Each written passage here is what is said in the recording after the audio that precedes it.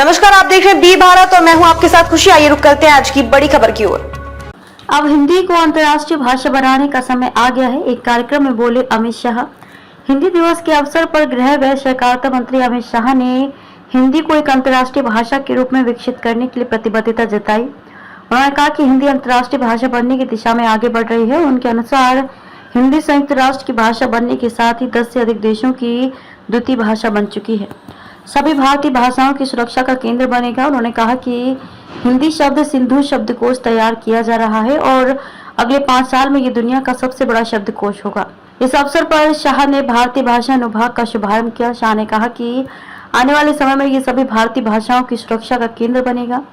अमित शाह ने साफ किया कि हिंदी और स्थानीय भाषाओं के बीच कभी प्रतिस्पर्धा नहीं हो सकती, वे एक दूसरे की पूरक हैं। नई शिक्षा नीति में प्राथमिक शिक्षा को मातृभाषा में देने की मोदी सरकार की नीति का हवाला देते हुए उन्होंने कहा कि जो देश अपनी भाषाओं की रक्षा नहीं कर पाते वो अपने इतिहास, साहित्य व संस्कार से कट जाते हैं। लेख और भाषणों का अनुवाद हिंदी में होगा। मातृभाषाओं को राष्ट्रीय सुरक्षा की अहम कड़ी बताते हुए शाह ने कहा कि जिस दिन हम अपनी भाषाओं को गंवा देंगे उस दिन देश की एकता खतरे में पड़ जाएगी। भारतीय भाषा अनुभाग का शुभारंभ करते हुए अमित शाह ने कहा कि यह विभिन्न भाषाओं के बीच संवाद स्थापित करने का काम करेगा। इसके तहत हिंदी के किसी भी लेख, भाषण या पत्र में भावानुवाद देश की सभी भाषाओं में किया जाएगा और इसी प्रकार देश की सभी भाषाओं के साहित्य, लेख और भाषणों का अनुवाद हिंदी में होगा। उन्होंने कहा कि हिंदी शब्द सिंधु शब्दकोश के सभी भारतीय भाषाओं के शब्दों को समाहित किया जा रहा है।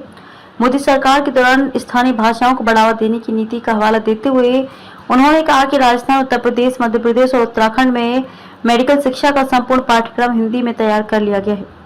भारत की 13 भाषाओं में इंजीनियरिंग का पाठ्यक्रम तैयार करने का काम जारी। इसी तरह से भारत की 13 भाषाओं में इंजीनियरिंग का पाठ्यक्रम तैयार करने का काम जारी है। उन्होंने भरोसा जताया कि आने वाले दिनों में हिंदी अनुसंधान की भी भाषा होगी।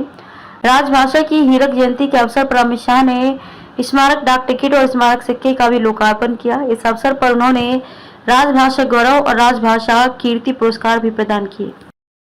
अब तक के लिए बस इतना ही। फिर होगी आपसे मुलाकात ऐसी एक और बड़ी खबर के साथ। तब तक के लिए नमस्कार और देखते रहिए बी भारत। ऐसे लेटेस्ट अपडेट्स के लिए हमारे चैनल बी भारत को सब्सक्राइब करें और तुरंत नोटिफिकेशन पाने के लिए बेल आइकन प्रेस करना ना भूलें। यदि आप हमें फेसबुक के माध्यम से देख रहे हैं तो हमारे पेज को फॉलो जरूर करें। धन्यवाद।